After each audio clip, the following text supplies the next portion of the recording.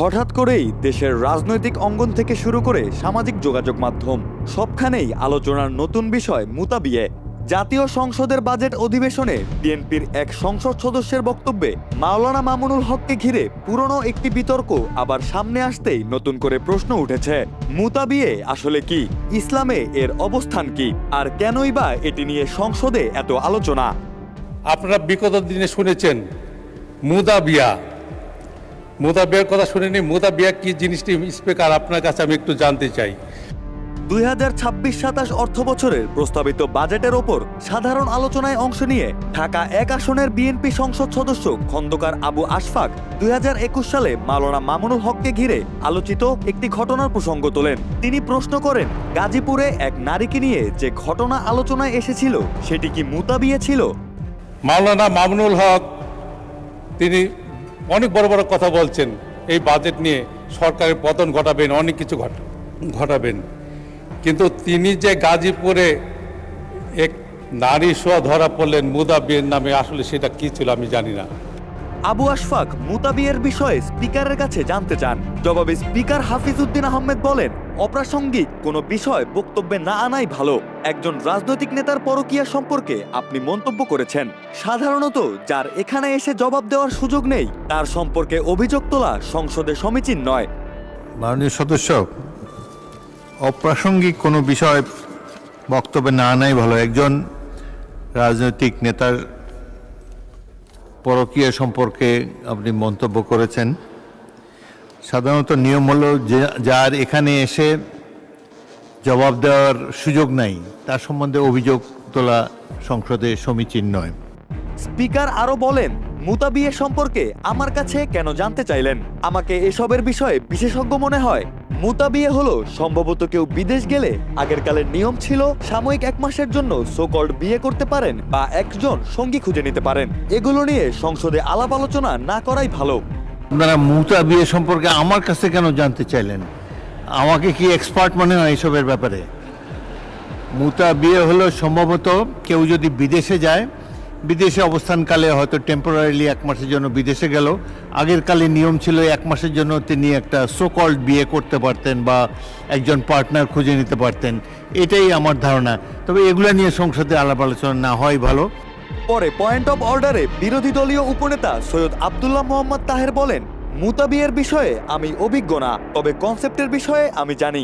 মামুনুল হক সাহেবের বিষয়ে যে তথ্য দিয়েছেন এটা একেবারেই ভুল তথ্য। উনি মুতাবিয়ে করেননি। গাজীপুরে এ ধরনের কোনো ঘটনা ঘটেনি। তাকে হেনস্থা করা হয়েছিল নারায়ণগঞ্জে। এরপর তিনি মামুনুল হককে নিয়ে বক্তব্য এক্সপান্স করার অনুরোধ করেন। মাননীয় স্পিকার, আপনি খুব রাইটলি বলেছেন, যিনি এখানে উপস্থিত নাই তার ব্যাপারে এ ধরনের আলোচনা তো এখানে হওয়ার সমীচীন না। আমি আশা করি আর মামুনুল হক সাহেবের ব্যাপারে যে তথ্য দিয়েছে এটা একেবারেই ভুল তথ্য। উনি কোনো মুতাবিবাহ করেন নাই। গাজীপুরের কোনো জায়গায় এরকম কোনো ঘটনা ঘটে নাই যেটা হ্যারেস করা হয়েছিল নারায়ণগঞ্জে ওনাকে। তো আমি চাইব যে এটা আপনি এক্সপান্ড করবেন। পার্লামেন্টের রেকর্ডে এই ধরনের ভুল তথ্য এবং ভুল বক্তব্য থাকা উচিত হবে না।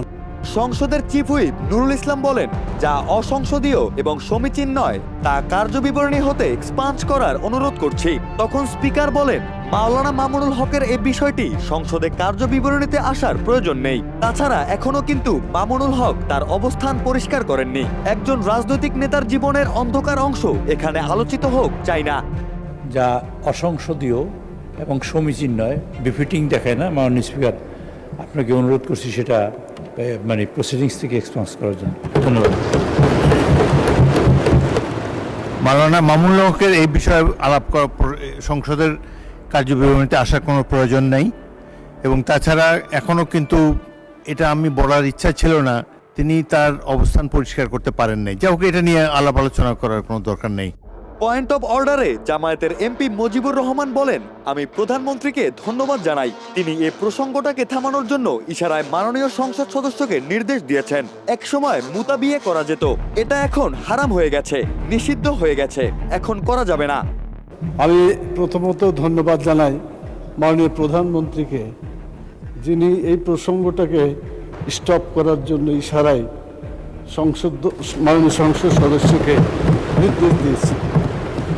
দ্বিতীয় যেটা, আপনার মন্তব্য এটা সঠিক, এক সময় ছিল মুতা বিয়ে করা যেত, কিন্তু পরবর্তীতে হারাম হয়ে গেছে, এটা নিষিদ্ধ, এখন করা যাবে না। এই কথাটা আপনি যোগ করে দিলে এটা সঠিক তথ্য থাকবে, না হলে এভাবে থাকলে মনে হবে যে বোধহয় এখনো কিছু করা যাবে। সংসদের এই ঘটনার পর মুতা বিয়ে ব্যাপকভাবে ছড়িয়ে পড়ে সামাজিক যোগাযোগ মাধ্যমে। বিভিন্ন আলেমদের সঙ্গে কথা বলে জানা যায়, মুতা বা নিকা আল মুতা হলো নির্দিষ্ট সময়ের জন্য চুক্তিভিত্তিক বিয়ে। বিয়ের সময়ই কতদিন এই সম্পর্ক থাকবে তা নির্ধারণ করা হয়। নির্ধারিত সময় শেষ হলে স্বয়ংক্রিয়ভাবে সম্পর্কেরও সমাপ্তি ঘটে, আলাদা তালাকের প্রয়োজন হয় না। সংসদের কয়েক মিনিটের এই বিতর্কের পর থেকেই সামাজিক যোগাযোগ মাধ্যমে মুতা বিয়ে শব্দটি দ্রুত ছড়িয়ে পড়ে। অনেকে কৌতূহলী হয়েছেন, আবার কেউ কেউ বিষয়টিকে রাজনৈতিক বিতর্কের নতুন ইস্যু হিসেবেও দেখছেন।